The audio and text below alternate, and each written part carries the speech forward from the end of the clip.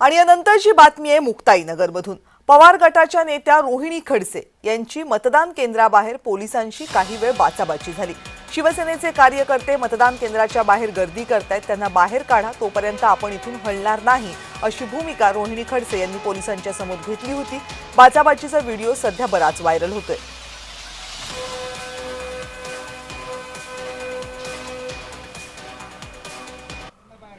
साहेब कोणी बाहेर निघालेलं नाहीये, सगळी लोक कोणीच नाही ताई, सगळी लोक इथे माझी रिक्वेस्ट आहे सर्वांना, मी सर्व नाही करणार, मी सर्वांना काढतो, काय चाललंय इथे ऐका ताई, 12 पासून आता एकदम व्यवस्थित।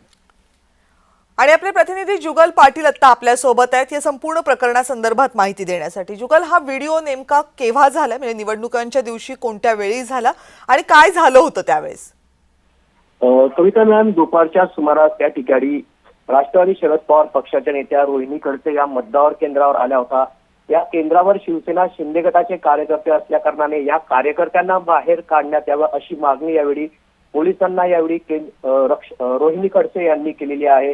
मुक्ताईनगरामध्ये जर विचार केला तर या ठिकाणी राष्ट्रवादी शरद पवार गटाचा एकही उमेदवार जरी उभा नसला तरी रक्षा खडसे यांना बळ देण्यासाठी संपूर्ण खडसे परिवार या ठिकाणी रस्त्यावर उतरल्याचा आरोप देखील या ठिकाणी आमदार चंद्रकांत पाटील यांनी केला होता। यावरूनच मुक्ताईनगरामध्ये खडसे समर्थक व चंद्रकांत पाटील यांचे कार्यकर्ते एकमेकांमध्ये भिडले होते।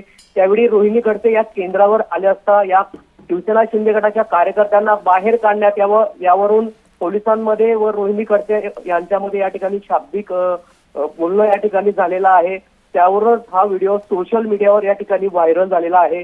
मुक्ताईनगरात खडसे परिवार व पाटील परिवार यांच्यामध्ये या ठिकाणी मोठा वाद रंगल्याचं निदर्शन आलं होतं। एक मोठा राडाही या ठिकाणी झाला होता। जुगल, धन्यवाद तुम्ही दिलेल्या सगळ्या सविस्तर माहितीबद्दल। तर रोहिणी खडसे आणि पोलिसांमध्ये झालेल्या बाचाबाचीचा हा व्हिडिओ समोर येतो। शिवसेनेचे काही कार्यकर्ते मतदान केंद्राच्या आतमध्ये आहेत, त्यांना अगोदर बाहेर काढा अशी मागणी रोहिणी खडसे यांनी केली होती आणि याच मागणीवर काही वेळ बाचाबाची झाली।